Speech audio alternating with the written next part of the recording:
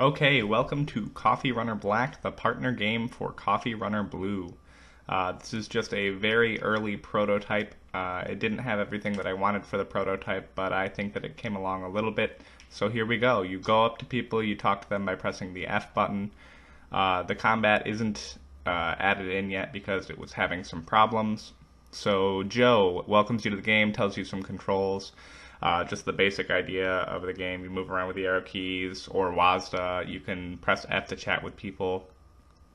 Over here, basically, this is a picnic area for their coffee picnic. Joe will explain that in a moment. So you can go up to these two coffee machines. One of them has a little light glowing next to it.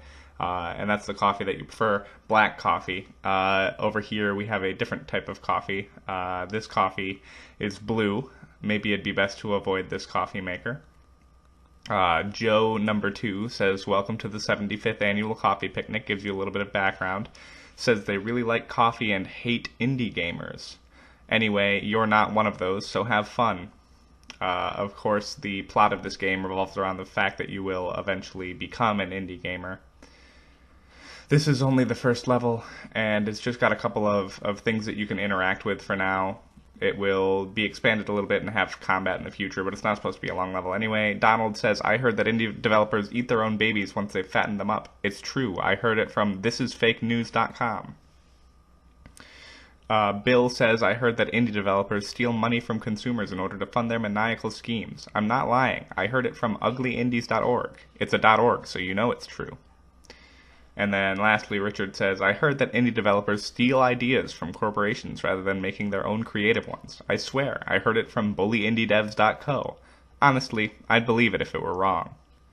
The other two decide to speak up and say, no way, it has to be true. And then he changes his mind, says, you heard it from the others, and now it must be true.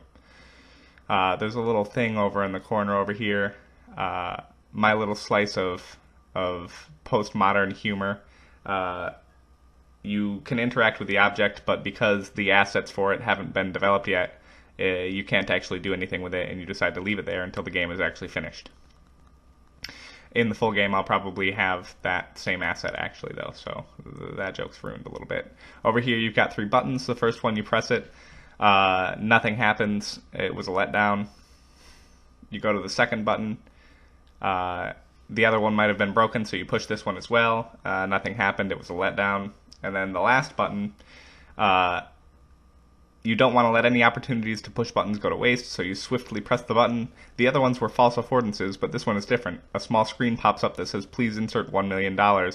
You literally can't afford it. Moving on, we have this central area where a whole bunch of coffee makers are almost supposed to be like leading you down a hallway towards the place that you're supposed to go in this first level. It's the only real thing that you'll have to do in the actual first level of the game. You have a secret guy hiding over here. He'll give you $1. Unfortunately, dollar is not the type of currency in this game, so it doesn't really do anything for you. I suppose you might be able to get 1 million of them and activate that button, but who knows.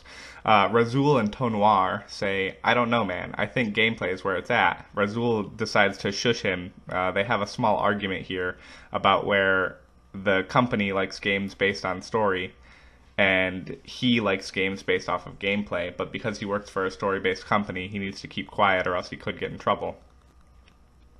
If you head over to the middle of the area right here, you can interact with all of the coffee machines around here, and you basically just comment on the fact that there are a lot of them.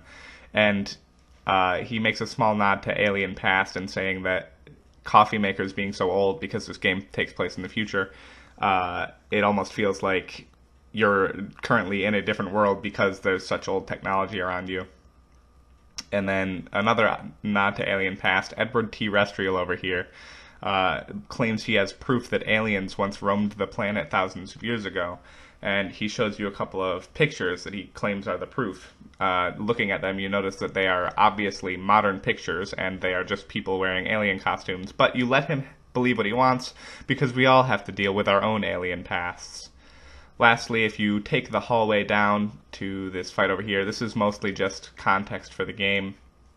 You notice that the boss is in a fight with 2 other indie gamers, and you comment on the fact that it's turn-based, which is just a little nod as well. And then you start to think about whether or not it's right that the boss is just so easily punishing these indie gamers when really the only difference between them is that the company has a lot of resources behind them, and uh, the gamers are just the indie developers are just too small to really have much of a chance fighting them, because in this world indie gaming is almost like shunned or frowned upon. So at this point, you think that you want to leave the company and maybe start doing indie gaming, and it does a little hint at what's to come. It's mostly for people who have played the original Coffee Runner, not really much else. At this point, I'm just looping the game so that I can talk a little bit more about what was going on. That is the extent of it. I don't know why I couldn't get it to work for Mac. I specifically downloaded it for Mac. It gave me a .app file, and that's what it said would work with Mac when I looked up on the internet what was going on with it. So I'm sorry that you didn't get to experience this on your own, but honestly, a couple of the things weren't exactly laid out in a way that you could necessarily have the same experience. Like the buttons, if you had pressed them out of order, it might have been a little weird. So being able to play through it in a specific order might have helped the experience a little bit.